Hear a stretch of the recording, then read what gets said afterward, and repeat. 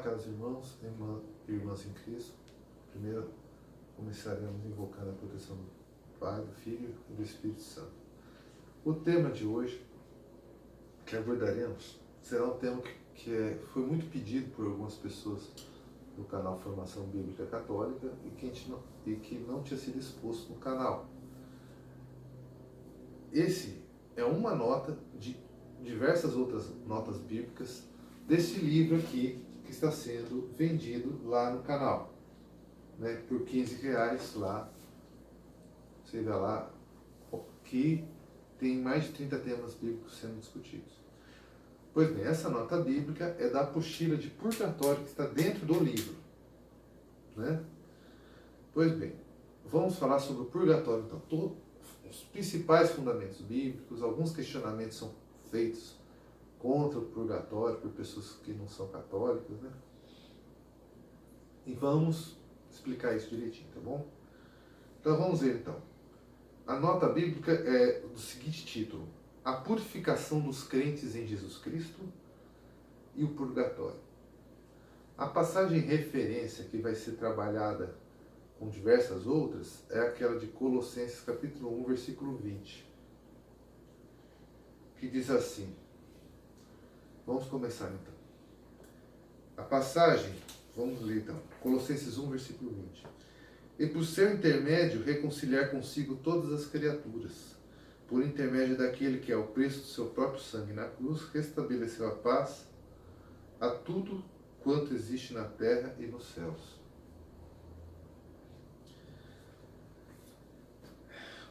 Primeiro comentário a respeito. Primeiramente, vemos que as criaturas do céu e na terra formam uma só realidade, em Cristo, estando, portanto, em comunhão uns com os outros. Vemos também que a purificação se dá pelo sangue de Cristo, como vimos em Colossenses 1:20. Em São Lucas 24:47, lemos: É que em seu nome se pregasse a penitência e a remissão dos pecados a todas as nações, começando por Jerusalém. Em Atos dos Apóstolos, capítulo 22, versículo 16, diz: E agora, por que tardas? Levanta-te, recebe o batismo e purifica-te dos teus pecados, invocando o seu nome. Romanos, capítulo 5, versículo 9, diz assim: Portanto, muito mais agora que estamos justificados pelo seu sangue, seremos por eles salvos da ira. Comentário. Mas apesar de justificados pelo seu sangue, através do arrependimento e do batismo, até o último instante, enquanto vivos na terra, estaremos passíveis das tentações deste mundo e assim suscetíveis a pecar. Provérbios 24:16 diz: Porque o justo cai 7 vezes, mas ergue-se, enquanto os ímpios desfalecem em desgraça. E sabemos que quem está em Deus não peca. Ou seja, quem está em comunhão, está de graça em Deus, não peca. 1 São João 3:9 diz: Todo que é nascido de Deus não peca, porque o germe divino reside nele e não pode pecar, porque nasceu de Deus. Aí fica a pergunta, que o crente em Deus diz... Aí fica a pergunta, se o crente, usando essas passagens, diz assim: então, eu estou em Deus, sou batizado, fui lavado pelo batismo, está lá em Atos 22:16, eu fui lavado, eu estou em Cristo, então eu não peco. Aí ele chega à conclusão e fala assim: ó, se eu estou em Cristo, então eu não peco. Não, se você está em Cristo, você não peca. Mas acontece que nós, como seres humanos falíveis, nós temos uma tendência ao pecado. E quando nós pecamos, nós não estamos mais em Cristo, né? Então não se aplica 1 São João 3:9 que eu acabei de ler, se você acaba de pecar. E a gente peca. E a gente não pode dizer que não peca. Porque se a gente diz que não peca, 1 São João 1:8 que diz: Se dissermos que não temos pecado, enganamos-nos a nós mesmos e a verdade não está em nós. E a Bíblia é clara que no céu nada entra de impuro. Apocalipse 21, versículo 27. Nela não entrará nada de profano, nem ninguém que pratica abominações e mentiras, mas unicamente aqueles cujos nomes estão escritos no livro da vida do Cordeiro. Bem, nada de profano. Nenhuma mancha os escolhidos de Deus podem ter para entrar no céu. Ora, se a Bíblia diz que o justo cai 7 vezes, que o justo, enquanto em Deus não peca, e que ninguém pode dizer que não peca, pois é mentiroso, logo, mesmo o justo é pecador em sua condição carnal. E mesmo arrependido de seus pecados, constituíram efeitos sociais pelos quais seremos julgados. São Mateus 25, 31 a 42, que diz: Quando o Filho do Homem voltar na sua glória e todos os anjos com ele, sentar-se-á no seu trono glorioso. Todas as nações se reunirão diante dele e se separarão uns dos outros, como o pastor separa as ovelhas dos cabritos. Colocará as ovelhas à sua direita e os cabritos à sua esquerda. Então o rei dirá aos que estão à direita: Vinde, benditos de meu Pai, tomai posse do reino que vos está preparado desde a criação do mundo. Porque tive fome e me destes de comer, tive sede e me destes de beber, era peregrino e me acolheste, nu e me vestiste, enfermo e me visitaste, estava na prisão e vieste a mim. Perguntar-lhe-ão os justos, Senhor, quando foi que ouvimos com fome e te demos de comer, com sede te demos de beber? Quando foi que te vimos peregrino, te acolhemos, nu e te vestimos? Quando foi que te vimos enfermo na prisão e te fomos visitar? Responderá o rei: Em verdade vos declaro, todas as vezes que fizeste isso a um dos meus irmãos mais pequeninos, foi a mim mesmo que o fizestes. Voltar-se-ão em seguida para os da sua direita, ele dirá: Retirar-vos de mim, malditos. Ide para o fogo eterno, destinado aos demônios e aos anjos, porque tive fome, não me deste de comer, tive sede, não me deste de beber. Então, o que mancha o homem? São Mateus 18, 9. Se teu olho te leva ao pecado, arranca-o e lança-o longe de ti. É melhor para ti entrares na vida cego de um olho que seres jogados com 2 olhos no fogo da jena. São João 8, 24. Por isso vos disse, morrereis no vosso pecado, porque se não crerdes o que eu sou, ou seja, se não creres que eu, Jesus, sou Deus, morrereis no vosso pecado. São João 8, 34. Respondeu Jesus: em verdade vos digo, todo homem que se entrega ao pecado é seu escravo. Romanos 5, 16 a 18. Nem aconteceu com o dom, ou mesmo que com as consequências do pecado, de um só. A falta de um só teve por consequência um veredito de condenação, ao passo que depois de muitas ofensas o dom da graça trai um juízo de justificação. Se pelo pecado de um só homem reinou a morte, por este único homem, muito mais aqueles que receberam a abundância da graça e o dom da justiça, reinarão na vida por um só, que é Jesus Cristo. Portanto, como pelo pecado de um só a condenação se estendeu a todos os homens, assim por um único ato de justiça recebem todos os homens a justificação que dá a vida. Comentário: por onde a mancha do pecado nasce em nós? Por onde? Aí, São Mateus 15, versículo 11.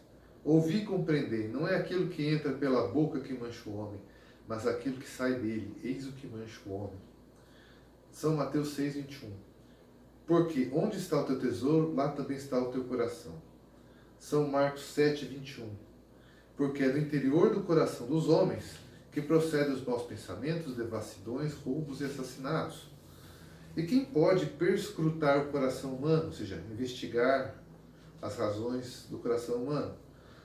1 Coríntios 4, 5. Por isso não julgueis antes do tempo, esperar que venha o Senhor. Ele porá às claras o que se acha escondido nas trevas. Ele manifestará as intenções dos corações. Então cada um receberá de Deus o louvor que merece. Salmo 43, versículo de 21 a 22. Se houvéramos olvidado, ou seja, esquecido, o nome de nosso Deus, e estendido as mãos a um Deus estranho, porventura Deus não o teria percebido? Ele que conhece os segredos do coração? Alguns ainda dirão: e o bom ladrão?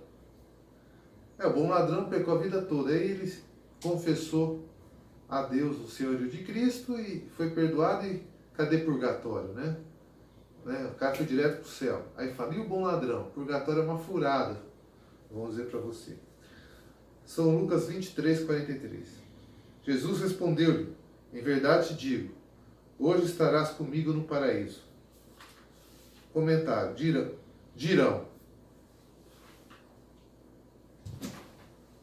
dirão, cadê o purgatório? Aí, cadê o tempo de purificação dos pecados cometidos? Ao bom ladrão, já que foi prometido diretamente o céu. Comentário, o que a Bíblia tem a dizer a respeito? Atos dos Apóstolos 3,19. Arrependei-vos, portanto, convertei-vos para serem apagados os vossos pecados.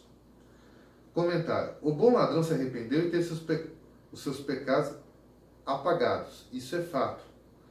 Assim como, porém, é fato também que os homicídios que ele cometera ou outros pecados durante toda a sua vida trazem consequências sociais entre os atingidos que, em razão disso, serão julgados, como eu li em Mateus 25. Se assim não fosse, porque em todas as passagens do juízo final não há exceção expressa ao bom ladrão.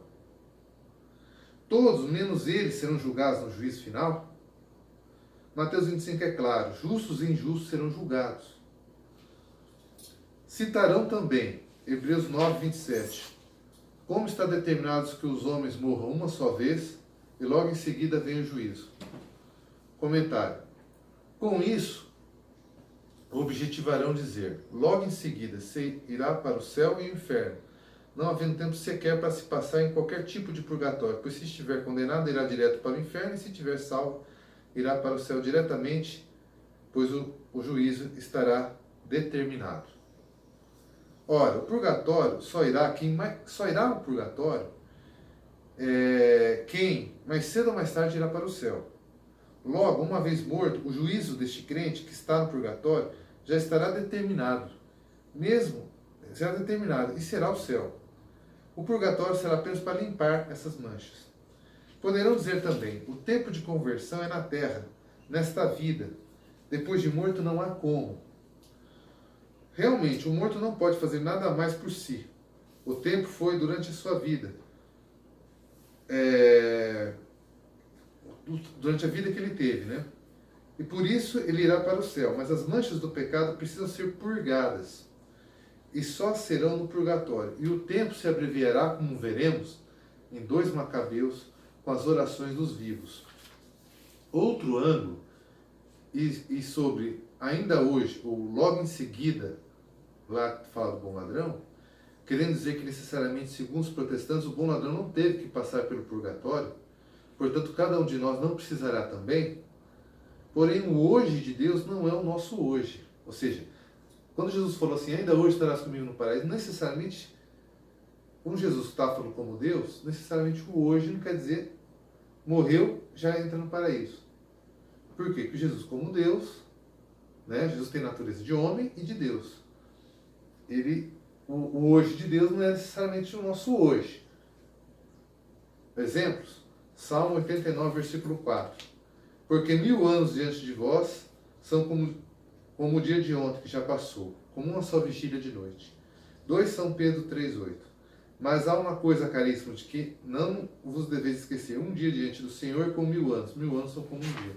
Então, quem garante que o bom ladrão, logo depois, aquele hoje, queria dizer logo, diretamente entrar no céu? Quem garante também? E a Bíblia é bem clara em dizer. 1 Coríntios 3,15. Se pegar fogo, arcará com os danos. Ele será salvo, ou seja, ele irá para o céu. Porém, passando de alguma maneira através do fogo, ou seja, da purgação das manchas da alma. Purgatório. Salvo sim, pois no purgatório só quem irá para o céu passa pelo purgatório, onde o fogo é purificador, não de danação, para que as manchas ainda existentes se desfaçam. Pois se este fogo fosse de danação, o crente não seria salvo e ficaria eternamente preso no inferno. São Lucas 16, versículo 23 a 26. E estando ele nos tormentos do inferno, levantou os olhos e viu ao longe Abraão e Lázaro no seu seio. Gritou então, Pai Abraão, compadece-te de mim e manda Lázaro que molhe em água a ponta do seu dedo a fim de que refrescar a língua, pois sou cruelmente atormentado pelas chamas. Abraão, porém, replicou: Filho, lembra-te de que recebeste teus bens em vida, mas Lázaro, males, por isso de agora ele é consolado, mas tu estás em tormento. Além de tudo, há entre nós e vós um grande abismo, de maneira que os que quiserem passar daqui para vós não podem, nem de lá passar para cá. Por isso, então, claro que essa passagem é num contexto anterior à morte e ressurreição de Cristo, portanto, está falando aqui do Sheol. Mesmo no Sheol, porque o céu estava fechado para os justos, até que Cristo morreu, pregou aos mortos e levou os mortos justos para o céu. Tá? Essa passagem tem esse contexto do Sheol, que é o Sheol onde os justos e injustos ficavam presos, as almas, até esperando a pregação aos mortos que Cristo fez lá em 1 São Pedro 3, versículo 18, por aí, 1 São Pedro 4, 6. Tá? Tudo bem. Voltando ao tema do purgatório, especificamente. Então, o que faz as almas serem liberadas do purgatório quanto antes, ou seja, purgadas as suas mãos para poderem ir para o céu quanto antes, né? Ou seja, o que faz esse tempo ser abreviado? São as orações dos que estão vivos. Entendeu? Como podemos ver em 2 Macabeus 12, de 39 a 46, né? No dia seguinte, Judas e seus companheiros foram tirar os corpos dos mortos, como era necessário, para depô-los na sepultura ao lado de seus pais. Ora, sob a túnica de cada um encontrava objetos consagrados aos ídolos de Jânia, proibidos aos judeus pela lei. Todos, porém, reconheceram que fora esta a causa de sua morte. Bendizeram, pois, a mão do justo, pois o Senhor que faz aparecer as coisas ocultas, e puseram em oração para implorar-lhe o perdão completo do pecado cometido. O nobre Judas falou à multidão, exortando-os a evitar qualquer transgressão ao ver diante dos olhos o mal que havia sucedido aos que foram mortos por causa dos pecados. Em seguida fez uma coleta, enviaram a Jerusalém cerca de 10.000 dracmas, para que se oferecesse um sacrifício pelos pecados. Belo e santo modo de agir decorrente de sua crença na ressurreição, ou seja, na vida após a morte. Porque se ele não julgasse que os mortos ressuscitariam, teria sido vão e supérfluo rezar por eles. Mas se ele acreditava que uma bela recompensa aguarda os que morrem piedosamente, era esse dom religioso pensamento. Isso porque ele pediu um sacrifício expiatório para que os mortos fossem livres de suas faltas. E com isso, os mortos, esses mortos que foram em 2 Macabeus no Antigo Testamento mortos, com essa oração que eles receberam, eles não iriam para o Sheol dos injustos. Eles iriam para o Sheol dos justos. E aguardando a vinda de Cristo, tempos depois, para pregar para eles lá na mansão dos mortos. Entendeu? Mas para isso, para eles estarem no compartimento dos justos, para eles estarem entre aqueles, entre os justos que estavam esperando a glória de Deus, e assim poder aspirar à ressurreição em Cristo, e não à ressurreição para a danação eterna, essas orações do povo aqui nessa passagem era muito importante. E para não dizerem alguns que o livro de 2 Macabeus não vale por ser segundo estes, ou seja, as pessoas de igrejas protestantes, por ser este livro de 2 Macabeus apócrifo, porque não está na Bíblia protestante, não vamos citar apenas 2 Macabeus, vamos citar também Zacarias 13, versículo de 8 a 9, e com isso nós concluiremos esse estudo, para provar que o purgatório está previsto também em um livro do Antigo Testamento, que tem também na Bíblia protestante. Tá? Zacarias 13, versículo de 8 a 9. Em toda a terra, oráculo do Senhor, 2/3 dos habitantes serão exterminados, e 1/3 subsistirá. Mas farei passar este terço pelo fogo. Purificá-lo-ei como se purifica a prata. Prová-lo-ei como se prova o ouro. Então ele invocará meu nome e eu ouvirei. E direi, este é o meu povo. E ele responderá, o Senhor é o meu Deus. A Bíblia é bem clara, 2/3 serão exterminados. Isto é, irão para o inferno. No caso, no Antigo Testamento não é bem o inferno. Irão ser separados de Deus, morrerão em razão dos seus pecados, e irão para o Sheol, no compartimento dos injustos. E um terço irá para o céu. No caso, aqueles 2/3 que vão para o inferno, irão para o inferno quando Jesus pregar aos mortos, mais tarde, e eles não aceitarem. Como eles já são injustos, eles não vão aceitar a pregação de Cristo lá na moção dos mortos. E aí, depois disso é que eles vão para o inferno. Entendeu? E aqui, fala aqui, e um terço irá para o céu. Ou seja, esse um terço, no contexto de Zacarias, irá para a mansão dos mortos, no setor dos justos, acolherão a pregação de Cristo quando Cristo for pregar lá na mansão dos mortos, irão com ele para o céu, como está em, acho que é Colossenses 4:8, se eu não me engano, e serão ascendidos ao céu nessa ocasião. E, portanto, é importante perceber o quê? Que mesmo os justos passarão por um processo de purificação, seja aqui na terra, seja no céu, como está melhor desenvolvido no Novo Testamento, aquela passagem de 1 Coríntios 3,15 que eu citei há pouco, né? E além daquelas, exatamente, 1 Coríntios 3,15, além de que tem certos pecados, né, que não são perdoados nem neste século, ou seja, nem na terra, nem no século vindouro. Ou seja, porque aqueles pecados contra o Espírito Santo, que você se fechou completamente a Deus e que você não quis se arrepender dos seus pecados. É isso aí, irmãos. Até a próxima.